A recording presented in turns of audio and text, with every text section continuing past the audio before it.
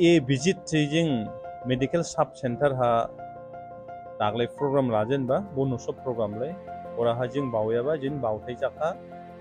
दिमा हासावनि बिलि sub centre hospital नि गिदिमहां दंबा बबुके जों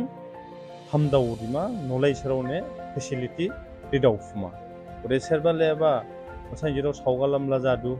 बोलेबा नादि सिमा नादि बिदि टेस्ट खालायमा और सेरबा सुई जावदु सुके दांख्लाय दां फुख्लायदु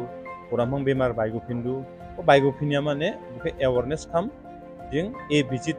बुमुला दिंबा ओदेहे ओराहा सब सेंटर हा नाजि फेसिलिटी माइमा नांदु बबु दंना गिरि बुके बुजिं चेक खालायमा बुनि बसावा जों गभर्नमेंट खुसि दांमा और लाइसिफुरिबान हाबाहाला जों आसामनि बिसिङा टप 5 हा दं 1-2 नम्बर हानि दं ओदेहे दहा जों हॉस्पिटलनि बा उलेबा लाइन हा जों हाफ्लं हॉस्पिटल माइबां हॉस्पिटल गिबिन हॉस्पिटल जों दांफालांदु तो रिमोट एरिया नलेन एरिया हा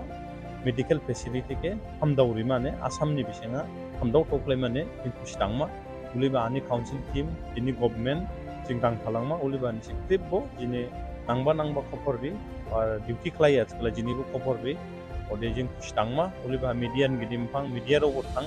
मीडिया रावबो खबरबि नलाय सेरावबो बि पुलिस गासे जों दिमा हासावनि दहा प्रब्लेम दुखु माइयाबा के साममाने नाजिस करे दोहा इबु प्रोग्राम जामदादा जों अवेयरनेस खाम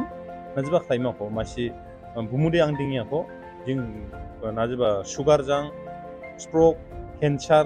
दां जों दोहा बायनि स्मागलायदु फेमिली दुखु मायदु उनिख्लाय अवेयरनेस जों खालायमा तो दोहाला जों ए विजिट जाबा हाला सब सेंटर हा नाजि बिदि जामा नांजारे नाजि मुलि माइजिमा नांदे नाजि बिदि सुई जावमा नांदे नाजि बेमार दां नाजि कोमा बबुनिख्लाय जों स्टेप लाबा आसामा फर्स्ट टाइम इबु खुसि जों दोहा स्टेप लाजेनबा काउंसिल बा डिस्ट्रिक्ट नि बिसिं ओदिबानिख्लाय आं नोंसिके मीडियान गिदिमहां रायजो रावके खोनारे हालादों।